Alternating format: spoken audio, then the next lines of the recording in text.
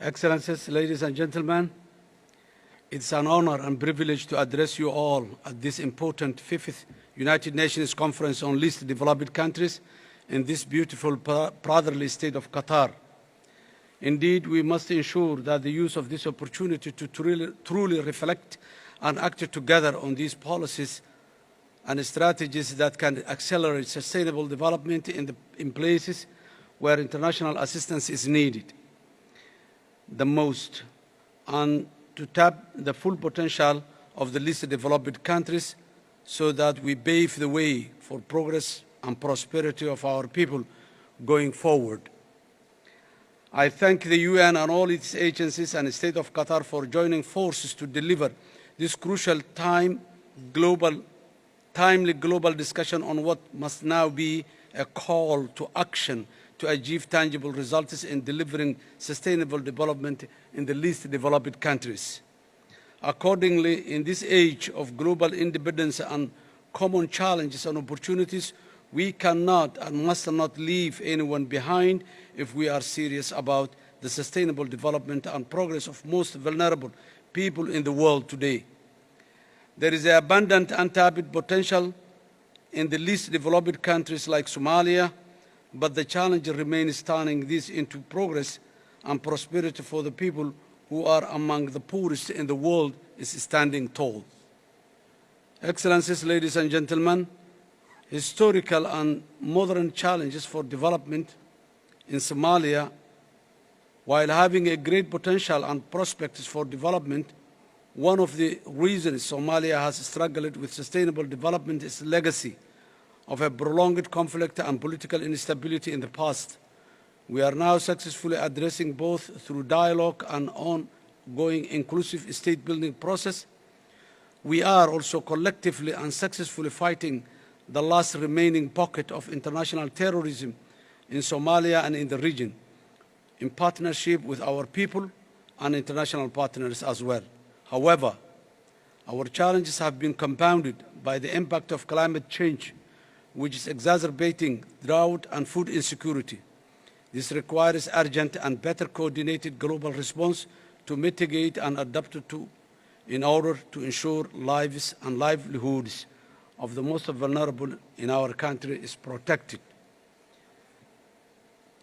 The COVID-19 pandemic impacted Somalia heavily, and we learned the centrality of a social protection system to cope with the future global shocks. Accordingly, we are working tirelessly to grow the economy, create jobs, and raise domestic revenue, but there is not yet the strong financial social safety net that other developed nations have enjoyed.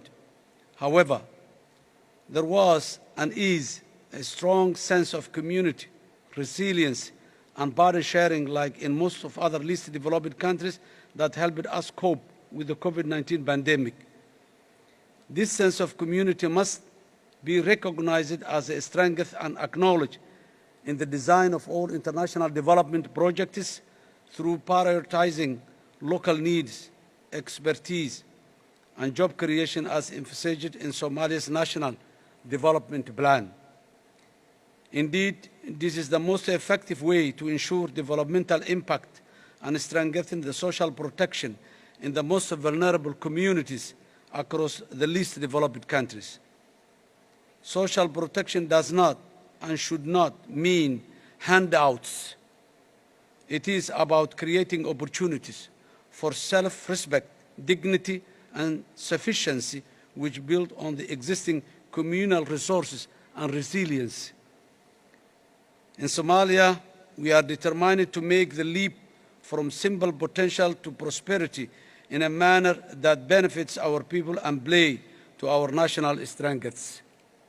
We are already working hard in national economic reform program to achieve debt relief through the highly indebted poor countries initiative. And once this is achieved, we seek to rely on our capacity to trade as a nation to achieve prosperity.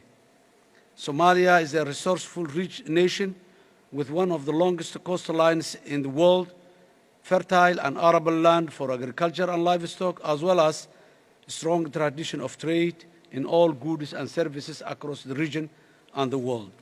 There is also a strong digital connectivity across the society, and a 2 million plus strong diaspora are playing their part in rebuilding our nation through remittances and investments. There is a clear, huge potential to be innovative in providing education and creating jobs for the whole population, including youth, girls, and women.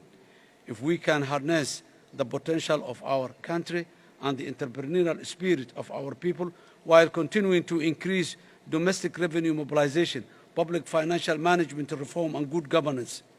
Technology also provides a cost-effective and accessible opportunity to leapfrog in financial inclusion and key public service delivery, especially education, public health, which are vital for human capital development in any country. Excellencies, ladies and gentlemen, Somalia is making tangible progress today thanks to its resilient people and international partners who continue to stand by our side as we strive forward for a better future. In this regard, I urge that all manner of effective partnerships to deliver results be strengthened further in the near future. We must all learn from each other's development journey, success, challenges, and opportunities. We must also abandon silo thinking and dominant narrow institutional project-oriented action to achieve the least developed countries' ambitious developmental goal, which is clearly laid out in the Dooxa Programme of Action for 2022-2031 in a timely manner and it change lives. In conclusion, the Somali government welcomes the Dooxa Programme of Action for the least developed countries, and we will work closely with our people and partners to ensure that we deliver its commitment for the betterment of the people. I again thank for the United Nations and the State of Qatar for providing this august opportunity for the least developed countries' issues and challenges to be addressed. I thank you.